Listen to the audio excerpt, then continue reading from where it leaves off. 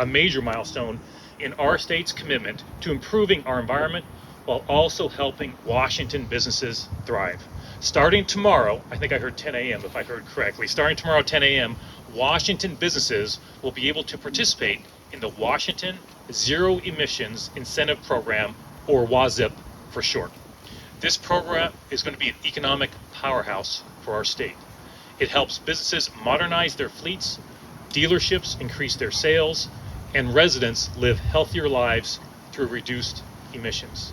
We're investing $112 million to make the purchase of cleaner commercial vehicles and equipment, like what you see right here, more affordable for a wide range of companies, big and small, all across Washington state.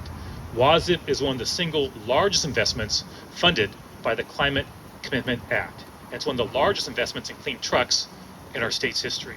This program is a really wonderful example of how our Climate Commitment Act not only reduces harmful pollution, it also helps lower costs by helping people and businesses switch to affordable, clean programs like this.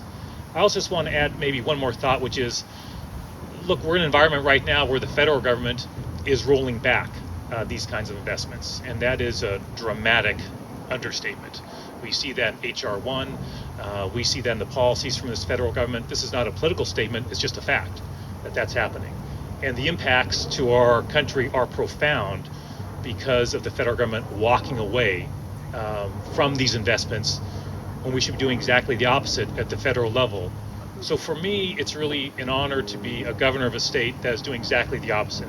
That in the face of the federal government walking away from its commitments, from walking away from its world leadership, walking away from investing in our future for a cleaner future and a healthier future and a better future for our economy, Washington State, in contrast, is doubling down. We're stepping up. And that's thanks to many people who are here and folks all across our state, including the folks I'm joined by here today. And a big part of that is our commitment to the Climate Commitment Act. And,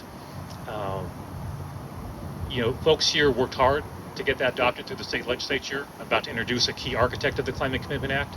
But also I want to say thanks to the voters who at the polls overwhelmingly supported the Climate Commitment Act. I think it was like 62% of the vote, if I recall correctly. It's hard to get 62% of the people to agree on anything these days, okay? And 62% looked at the Climate Commitment Act after a robust debate and resoundingly in county after county said, yeah, this is exactly what we want to do. Invest in programs like this to help our climate, to help our environment, and to help businesses all across our state.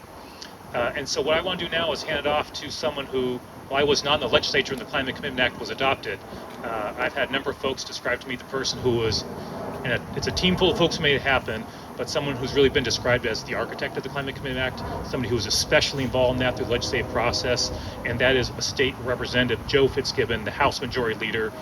He's someone who has made standing up on issues like climate and the environment really the cornerstone of his very distinguished career. It's really an honor to be here with Joe and everybody here, but please give a big round of applause to Joe Fitzgibbon.